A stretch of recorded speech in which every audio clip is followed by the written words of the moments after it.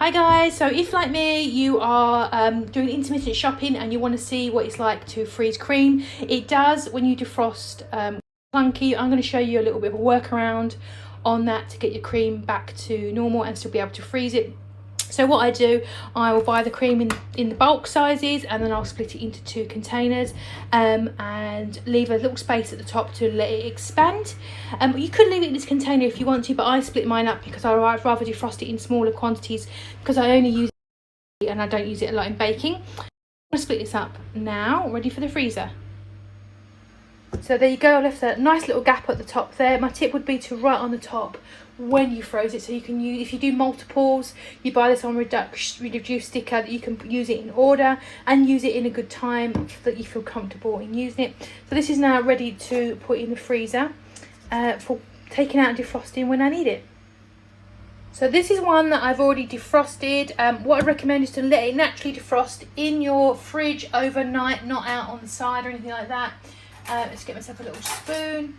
So when you defrost it, it does have a very unpleasant texture.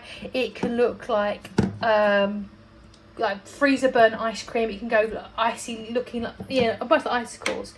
Because what can happen is the fat will separate and it goes quite like this or worse. So what you all have to do is stir it up. It's a bit hard with one hand. I will stir this up now and show you how to get it back to normal. So I've been stirring it for like 20 seconds and as you can see it's starting to go back to normal. And what I'm going to do now is just put the lid back on it and give it a good shake. Beware of obviously whipping cream. You don't want whipped cream unless you do want whipped cream.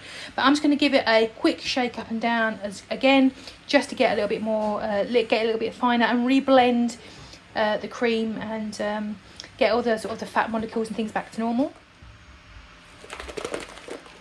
Shake it off. Don't sue me, Taylor Swift. There we go. And there you go, there's your cream. Not quite good. If I shook it a bit longer, it'll get even finer. But that is good enough for me. It will still taste good. It will still work in baking and in coffee, absolutely fine. Obviously, ideal is to use nice and fresh cream. Not always practical if you live very, very far away from the supermarket. If you're struggling to get hold of it, or you just see it on a sticker and think, actually, I want to put some in the freezer for when I do need it. What I would say is, though, if you obviously use what you need, put it back in the fridge if you're going to use it, you might find after half a day, when you go back to use more of it, which is what happened with this one, it will go back to that semi-solid state again. Repeat this, which give it a good shake, and it will go back to not quite good as new, but usable for tea and coffee. And when you bake it into a cup of coffee, you don't get bits and stuff, you don't get weirdness. It doesn't split or separate in your coffee, not to me anyway, I've never had it, but it works absolutely fine. So I hope that's been helpful. Save a little bit of money, save a bit of time.